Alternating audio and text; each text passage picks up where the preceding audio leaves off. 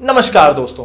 Covid के इस समय में आई एम श्योर आप में से बहुत लोग शायद ये सोच रहे होंगे कि क्या हमें हेल्थ इंश्योरेंस ले लेना चाहिए। इवन नॉर्मल टाइम्स में भी क्या आपको हेल्थ इंश्योरेंस लेना चाहिए। तो आज हम जानेंगे कि आपको हेल्थ इंश्योरेंस लेना चाहिए या नहीं, कितने अमाउंट का लेना चाहिए और क्या वो फैक्टर्स हैं जिसके बेसिस पे आपको डिसाइड करना है कि कौन सी पॉलिसी आपके लिए सही है। तो आज हम फिनोलॉजी में जानेंगे हेल्थ इंश्योरेंस के बारे में सब कुछ। तो आपको हेल्थ इंश्योरेंस लेना चाहिए कि नहीं, या फिर ये एक ऐसा जबरदस्ती का प्रोडक्ट है जिसके लिए आप बिना कारण प्रीमियम दे रहे हैं। तो सबसे पहले इस सवाल का जवाब ढूंढते हैं। देखिए, इंश्योरेंस कब लेना चाहिए या नहीं, किसी भी तरह का इंश्योरेंस, ये सिर्फ एक बात पे निर्भर करता है कि जिस चीज को आप इंश्योर करा रहे हैं, क्या आपकी फाइनेंशियल कंडीशन ऐसी है कि बिना इंश्योरेंस के भी आप उस चीज का लॉस झेल सके। जैसे हम अगर कार को इंश्योर करा रहे हैं तो आपको खुद से ये पूछना है, हालांकि कार इंश्योरेंस मैंडेटरी है, लेकिन ये एक एग्जांपल है कि अगर आपको अपनी कार को इंश्योर करा रहे हैं तो आपको खुद से ये पूछना है कि अगर कल को ये कार को आग लग जाती है या चोरी हो जाता है तो क्या 10-12 लाख जितने की भी वो कार है, वो कार मैं फिर से खरीद सकता हूं बिना अपने बजट को स्ट्रेच किए। इसी तरह हेल्थ इंश्योरेंस को लेकर आपको ये सवाल पूछना है कि कल को अगर घर के किसी मेंबर को गंभीर बीमारी हो जाती है तो क्या हमारे पास 20-25 लाख रुपए, 15 लाख रुपए हैं कि बिना किसी से उधार लिए या बिना किसी फाइनेंशियल प्रॉब्लम में आए हम उस मेडिकल खर्चे को उठा सकें। और आजकल जिस तरीके से मेडिकल एक्सपेंसेस तेजी से बढ़ रहे हैं और लगभग अगर आप हॉस्पिटलाइज हुए, किसी भी तरह की बीमारी हुई तो लाखों में बिल जाता है, तो कुछ बहुत एचएनआईज को छोड़ दें तो ज्यादातर लोगों के लिए सेंसिबल डिसीजन यही है कि वो एक छोटा सा प्रीमियम देके हेल्थ इंश्योरेंस ले लें और अपने बजट को स्ट्रेच होने से बचा लें। इसलिए ज्यादातर लोगों के लिए हेल्थ इंश्योरेंस लेना एक सही डिसीजन होता है। तो अब आपने ये तो जान लिया कि ज्यादातर लोगों को हेल्थ इंश्योरेंस लेना चाहिए, लेकिन कौन सी पॉलिसी लेंगे, कैसे ये ध्यान रखेंगे कि आप अपनी जरूरत के हिसाब से सही पॉलिसी का चयन कर रहे हैं। तो आजकल कंपैरिजन और पॉलिसी खरीदना काफी आसान हो गया है। पॉलिसी बाजार जैसी ऑनलाइन वेबसाइट्स के जरिए, जहां आप कंपेयर कर सकते हैं, वाइड चॉइस मिलेगी और प्रीमियम भी काफी कम मिलेगा। तो आजकल इस तरह के ऑनलाइन प्लेटफॉर्म्स के कारण ये आसान हो गया है, लेकिन आपको देखना क्या है, किस बेसिस पे आप कंपैरिजन करेंगे। उसके अब मैं आपको 10 पॉइंट्स बताने वाला हूं जिसके बेसिस पे आपको हेल्थ इंश्योरेंस चूज करना है। तो पहला पॉइंट है कि फ्लोटर लें या इंडिविजुअल प्लान लें। फ्लोटर यानी कि फैमिली प्लान, यानी आपने एक प्रीमियम दिया और उस पर घर के 3-4-5 जितने भी आपके घर में लोग हैं सब कवर हो गए। तो आपको वो लेना चाहिए या इंडिविजुअल प्लान लेना चाहिए। देखिए, एक सिंपल इसमें डिफरेंस ये है कि फ्लोटर प्लान में क्या होता है कि आपने एक सिंगल प्रीमियम दिया, मान लीजिए 20,000 रुपए दिया, और आपके पूरे घर के लोगों को 5 लाख रुपए का कवर मिल गया। अब वो 5 लाख रुपए साल भर में जिसको भी जरूरत पड़े वो यूज कर सकता है। यानी टोटल कवर 4 लोगों के लिए 5 ही लाख है। जैसे ही वो 5 लाख यूज हुआ, अगर कोई दूसरा बीमार पड़ेगा तो आपको कवर नहीं मिलेगा। इंडिविजुअल में बेनिफिट ये है कि चारों लोगों को इंडिपेंडेंट कवर मिलता है। तो अगर आप 4 लोगों का 2-2 लाख का कवर ले रहे हैं, तो अगर एक इंसान को कोई बीमारी हुई और वो कवर यूज हो गया और दूसरे का 2 लाख यूज नहीं हुआ तो वो शिफ्ट नहीं हो सकता।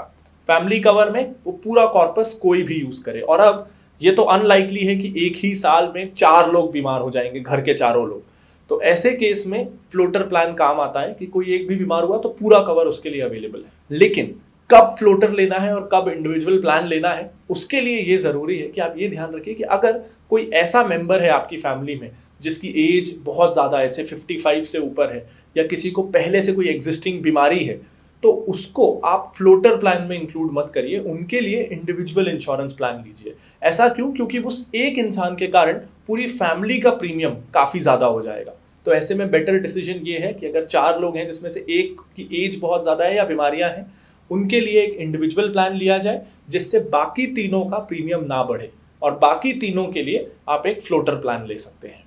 सेकंड, आपको यह ध्यान रखना है कि क्लेम सेटलमेंट रेशियो, कई बार हो सकता है कि कोई नई इंश्योरेंस कंपनी है, छोटी सी इंश्योरेंस कंपनी है, आपको ललचाने के लिए वो प्रीमियम काफी कम दे रही है और आपको लगे कि ये सबसे सस्ता है, मैं ये ले लेता हूं। लेकिन यहां पे इस बात का ध्यान रखना है कि क्लेम सेटलमेंट रेशियो उस कंपनी का अच्छा हो, यानी सच में जब आपको इंश्योरेंस की जरूरत पड़े तो आपको क्लेम मिले। प्रीमियम कितना भी कम हो, अगर जरूरत के समय क्लेम मिलेगा ही नहीं तो ऐसे इंश्योरेंस का क्या फायदा। तो सस्ते प्रीमियम के पीछे नहीं भागना है, हाई क्लेम सेटलमेंट रेशियो वाली इंश्योरेंस पॉलिसी ही लीजिएगा।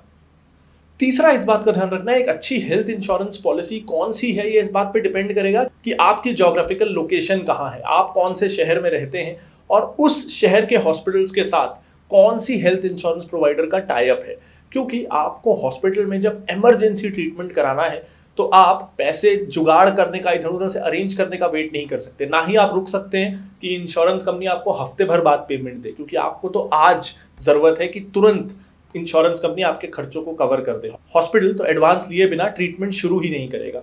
तो ऐसे में ये देखना है कि आपके शहर में ज्यादातर हॉस्पिटल्स में कौन सी company, insurance company cashless treatments provide करती है। तो जिस इंश्योरेंस कंपनी का आपके शहर में सबसे ज्यादा हॉस्पिटल्स के या आपके घर के पास वाले हॉस्पिटल के साथ टाई अप हो, उस कंपनी को प्रेफरेंस दीजिएगा। चौथा पॉइंट है कि कई इंश्योरेंस कंपनियां, आपने प्रीमियम दे दिया 5,000 रुपए और आपको उसके बदले कवर मिल गया 5 लाख रुपए का, लेकिन फिर उस कंपनी की पॉलिसी में सब हेड्स बहुत ज्यादा होते हैं। जैसे 5 लाख का टोटल कवर है, लेकिन अगर आप किसी वार्ड में एडमिट है, आईसीयू में नहीं है, प्राइवेट वार्ड में एडमिट है, तो चाहे हॉस्पिटल का खर्चा कितना भी हो, वो हॉस्पिटल वार्ड के लिए कितना भी चार्ज लेता हो, आपको वार्ड के लिए 3,000 रुपए पर डे ही मिलेगा या 4,000 रुपए पर डे ही मिलेगा। और अगर उस वार्ड का चार्ज उससे ज्यादा है तो आपको अपनी जेब से देना पड़ेगा।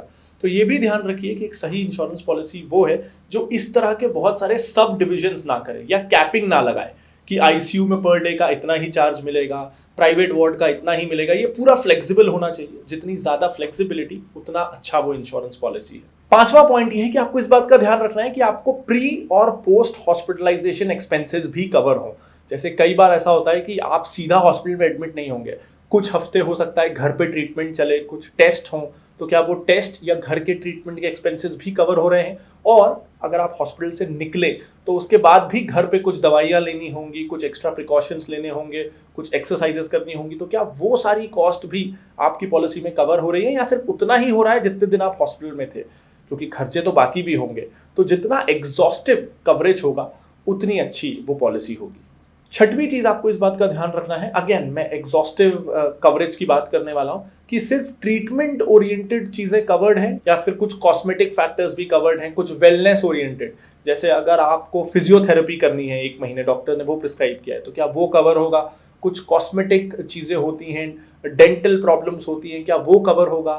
आई में अगर कोई नॉन क्रिटिकल प्रॉब्लम है तो क्या वो कवर होगा। बहुत सारी ऐसी चीजें जिसे हम कभी बहुत सीरियस नहीं मानते लेकिन जिन पे खर्चे होते हैं, तो क्या वो सारी चीजें भी कवर होंगी। अगर ये सब भी हो रही हो तो इसके बदले थोड़ा ज्यादा प्रीमियम देना बिल्कुल वैलिड है। 7th, आपको इस बात का ध्यान रखना है कि डिजीज कवरेज कितना है। क्या पॉलिसी ये देख रही है कि किस बीमारी का आपने खर्चा फाइल किया है, या फिर उसको इस बात से मतलब नहीं है, अगर हॉस्पिटल या डॉक्टर ने प्रिस्क्राइब किया है तो पॉलिसी उस खर्चे को कवर करेगी। तो कई पॉलिसीज ऐसी होती है जो बीमारियों पर रिस्ट्रिक्शन लगाती हैं कि इस बीमारी के लिए मैक्सिमम कवरेज इतना ही, इस बीमारी के लिए हम मैक्सिमम इतना ही बिल पे करेंगे।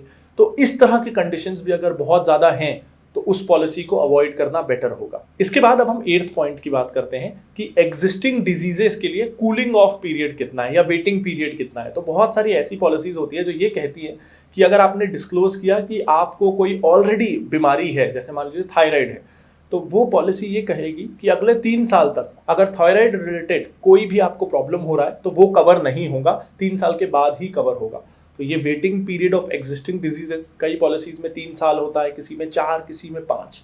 तो जितना कम ये वेटिंग पीरियड हो उतना आपके लिए ये बेनिफिशियल होगा। 9th, आपको इस बात का ध्यान रखना है कि नो क्लेम बोनस आपकी पॉलिसी कितना देती है। ये यूजुअली परसेंटेज में होता है कि अगर आपने साल भर क्लेम नहीं लिया तो अगले साल 10% नो क्लेम बोनस, 20%। और ये भी 2 तरह का होता है, या तो आपको प्रीमियम में डिस्काउंट मिल जाएगा या आपका कवरेज 10-20% से बढ़ जाएगा। तो ये दोनों ही फैक्टर्स ठीक हैं, लेकिन आपको ये देखना है कि percentage of no claim bonus जितना ज्यादा हो उतना अच्छा है। अगर आप 2-3 साल तक क्लेम नहीं लेंगे तो सब्सटैंशियल फर्क आ जाएगा या तो प्रीमियम आउटगो में या टोटल कवरेज में। तो नो क्लेम बोनस पे भी ध्यान जरूर दें। अब सवाल आता है कि आपको कितना हेल्थ इंश्योरेंस लेना चाहिए। तो आजकल मेडिकल एक्सपेंसेस जितनी तेजी से बढ़ रहे हैं, अस्पताल के खर्चे बढ़ रहे हैं, कम से कम 5 लाख रुपए का ईयरली हेल्थ कवर तो आपके पास होना ही चाहिए। अगर आप ज्यादा अफोर्ड कर सकते हैं प्रीमियम के अनुसार तो जितना ज्यादा आप अफोर्ड करें उतना अच्छा है, लेकिन मिनिमम 5 लाख होना ही चाहिए। अब सवाल ये आता है कि आपको इंश्योरेंस कैसे खरीदना चाहिए, ऑनलाइन, ऑफलाइन। अगर ऑनलाइन खरीदना है तो किसके थ्रू। तो पर्सनली मैंने अपना लाइफ इंश्योरेंस, हेल्थ इंश्योरेंस दोनों पॉलिसी बाजार से खरीदा है और मेरा एक्सपीरियंस अच्छा रहा। पहली अच्छी चीज ये है कि वहां आपको लगभग सारी वैरायटी मिल जाती है। 100 से ज्यादा हेल्थ प्लान्स आपको 25 हेल्थ इंश्योरेंस कंपनीज की तरफ से मिल जाते हैं, तो पूरी वैरायटी मिलती है। सेकंड, आपको क्लेम सेटलमेंट में पॉलिसी बाजार की तरफ से एक डिपार्टमेंट है जो आपको क्लेम सेटल करने में, पैसा दिलवाने में भी मदद करता है, तो वो भी हेल्प हो जाती है। तीसरा, कॉस्ट बहुत कॉम्पिटिटिव रहती है। अगर आप ऑफलाइन से ऑनलाइन को कंपेयर करें, पॉलिसी बाजार के प्रीमियम्स को बाकियों से कंपेयर करें, तो अक्सर जब मैं खरीद रहा था तो ऐसा नोटिस किया था कि प्रीमियम्स यूजुअली पॉलिसी बाजार में ज़्यादा कम होते हैं, तो आपकी सेविंग्स भी हो जाती हैं। इनफैक्ट कुछ शहरों में तो पॉलिसी बाजार के एम्प्लॉइज, अगर आपको हॉस्पिटल में क्लेम में कुछ प्रॉब्लम आ रही है तो वो हॉस्पिटल आके आपकी हेल्प भी कर देते हैं। और अभी कोविड के टाइम्स में जब बाहर जाके इंश्योरेंस खरीदना प्रैक्टिकल नहीं है, तो टेली कॉन्फ्रेंस के जरिए आपका मेडिकल इंटरव्यू हो जाता है और पॉलिसी ऑनलाइन ही इशू हो जाती है। तो ऐसे टाइम पे तो ये स्पेशली रेलेवेंट है। तो उम्मीद करता हूं कि हेल्थ इंश्योरेंस से रिलेटेड आपकी सारी क्वेरीज इस वीडियो से मैं सॉल्व कर पाया हूंगा।